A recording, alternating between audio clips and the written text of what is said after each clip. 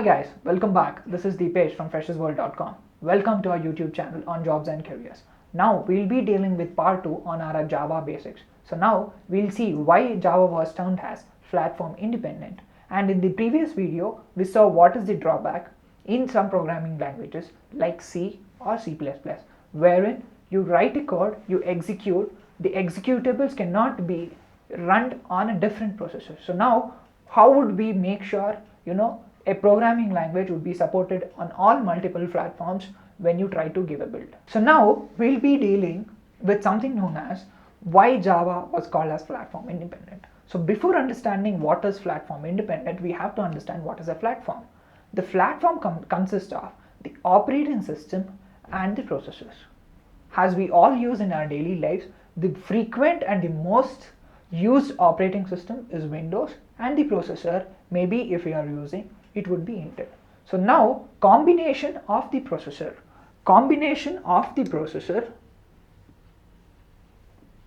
and the operating system seems to be platform, and this is what it has, and this is what we call it as a platform. So the operating system might be Windows, the processor might be Intel. So this we call it as platform. Now Java is called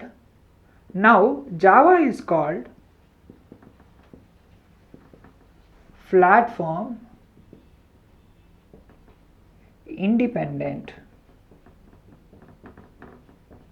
So now with an example we'll try to see, or we try to analyze why Java is called platform independent.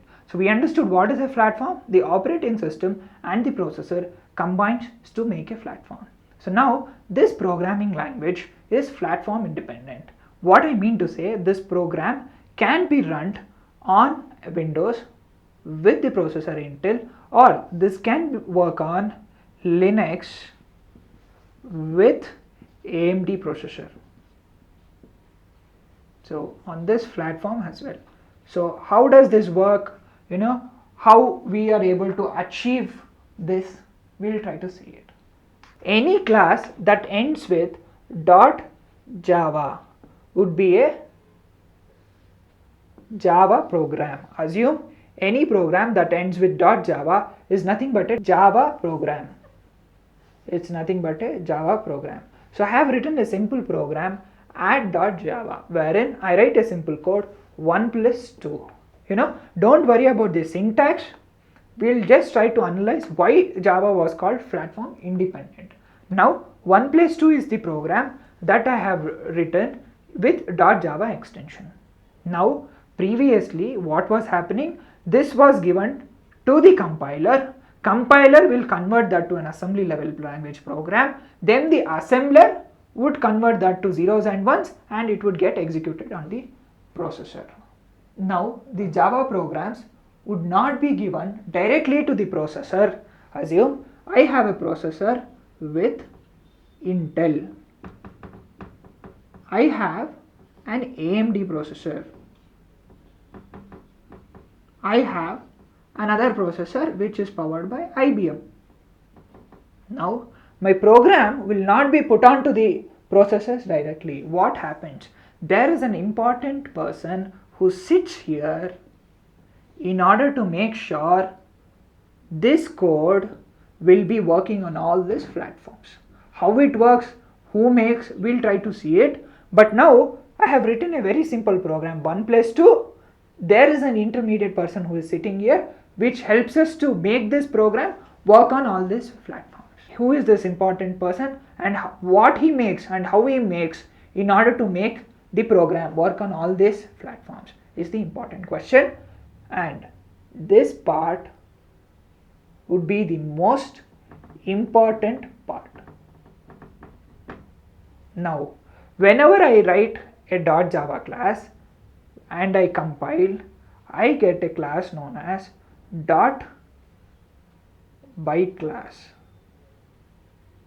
So whenever I get a .byte class, when I compile a Java program, I give this .byte class to a person or to a virtual machine called as Jvm.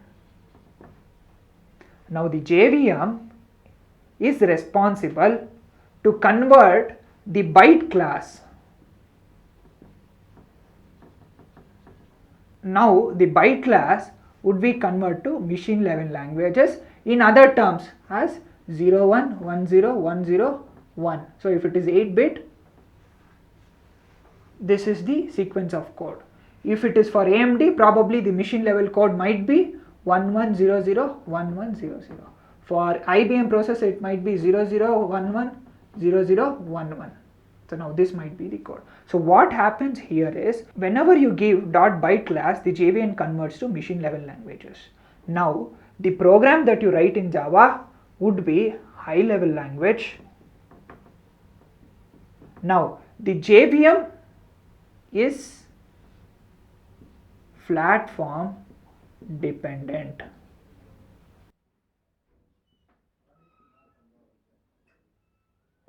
Now the JVM is platform dependent, whereas Java programming languages is platform independent. So now, assuming you are running your add program on your Intel machine or on your AMD processor or on your IBM processor with Windows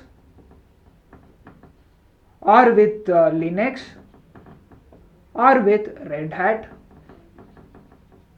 you might be running on different platforms. So this is a platform.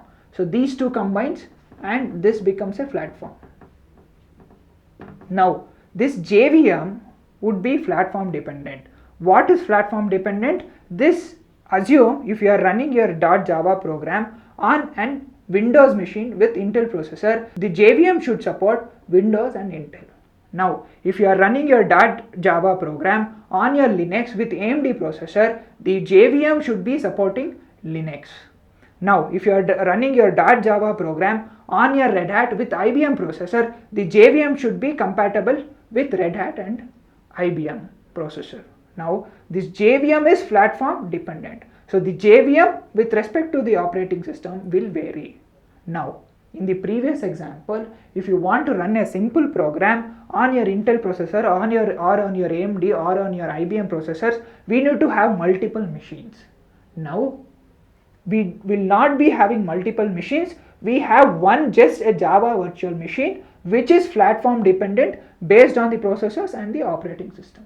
So now based on the operating system, if it is Windows, you have to have a JVM which support Windows. Now if you are using Linux, you need to have a JVM which support Linux. So now the JVM is with respect to the operating system. Now whenever you want to do Java programming languages, you have to have a JVM that is specific to your operating system. So the JVM for Windows is different, the JVM for Linux is different, the JVM for Red Hat is different. Your concern is just installing the JVM with respect to that particular operating system. Whenever you compile, you get a byte class. Whenever you give this byte code to the JVM or Java virtual machine, which is platform dependent, it converts to a machine level language and it would be executed on the processors. Now all the work would be taken care by JVM. So now Java programming language is not platform dependent. Now this Java programming language can be written, and when you try to compile and execute, you need to have that respective JVM that is sufficient. Now you write a program in your Windows operating system, now you send it to your friend who is using AMD processor, still it will be able to run because the JVM that we will be using would be of Linux, or it would be of AMD processor with the Linux operating system. Now the programming language will not change and it is not specific to the operating system. Whereas if you use an assembly level program, it has to be platform specific. Now with respect to Java, it can be written using Java and it can be executed on multiple machines with the help of Java virtual machine.